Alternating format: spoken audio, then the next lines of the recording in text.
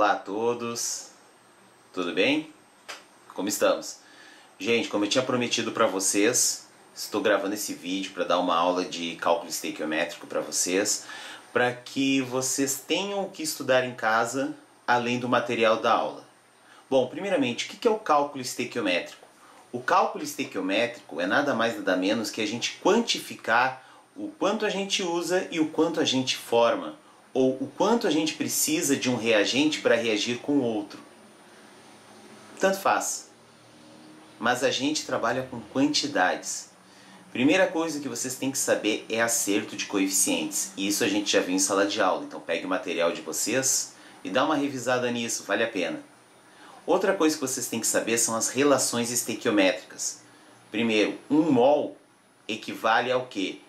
1 mol equivale a 22,4 litros de gás na CNTP e também equivale à massa molecular em gramas do composto. Não importa se é um composto monoatômico, diatômico, triatômico, não importa.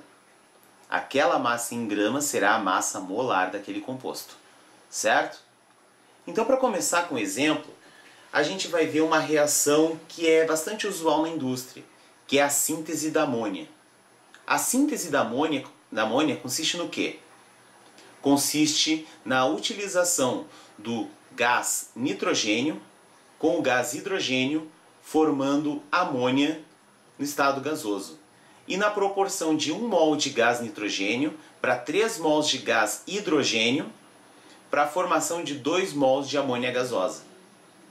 O cálculo estequiométrico ajuda as indústrias e as pessoas a saberem o quanto está sendo consumido ou o quanto está sendo formado a partir de uma determinada quantidade.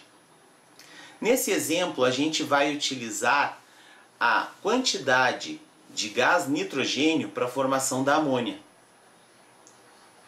Como todos sabemos, observando ainda essa reação, 1 mol do nitrogênio reage com 3 mols de gás hidrogênio e formando 2 mols de amônia. Se a gente fizer os cálculos para a massa, a gente sabe que a massa de 1 mol de N2 é 28 gramas, devido à massa molar do nitrogênio ser 14 gramas por mol.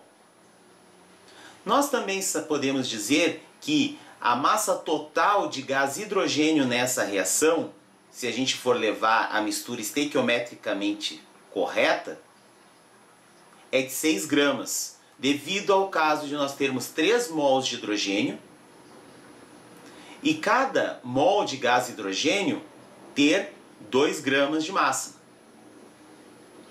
3 vezes 2, 6 gramas. Já no caso da amônia, se a gente fizer o cálculo, 1 mol de amônia tem 17 gramas. Como são 2 mols de amônia, nós temos 34 gramas.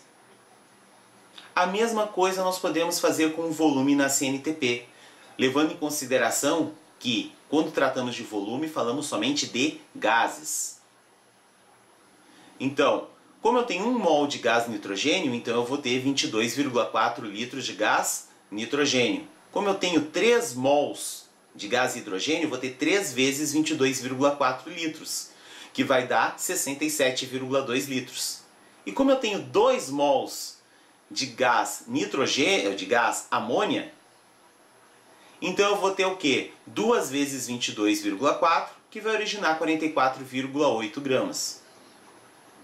Com base nisso, a gente pode fazer perguntas do tipo: quantos gramas de amônia serão formados a partir de 0,4 mol de gás nitrogênio? Mas como é que a gente pode fazer isso? De uma forma muito simples. Primeiro, a gente vê quem são os compostos que estão sendo utilizados na questão. No caso aqui, é o nitrogênio e a amônia. Certo? Então tá, já que sabemos que é o nitrogênio e a amônia, nós vamos utilizar somente os dois. Esquece o hidrogênio agora. Por quê? Porque não está sendo pedido. Certo?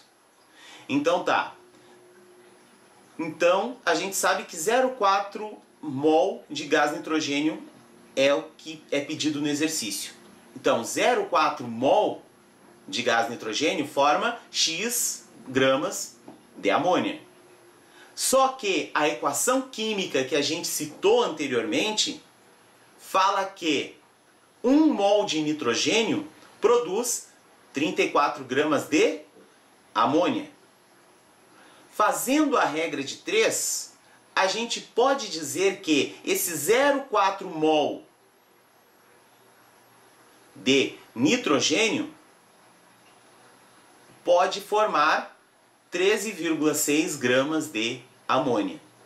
Então é basicamente isso, gente. Eu poderia ter usado volume, eu poderia ter usado massa com massa, eu poderia ter usado mol com mol, eu poderia ter usado volume com mol, eu poderia ter assim, ó, quantos mols são formados por 12... Quantos mols de amônia são formados por 11,2 litros de gás nitrogênio na CNTP?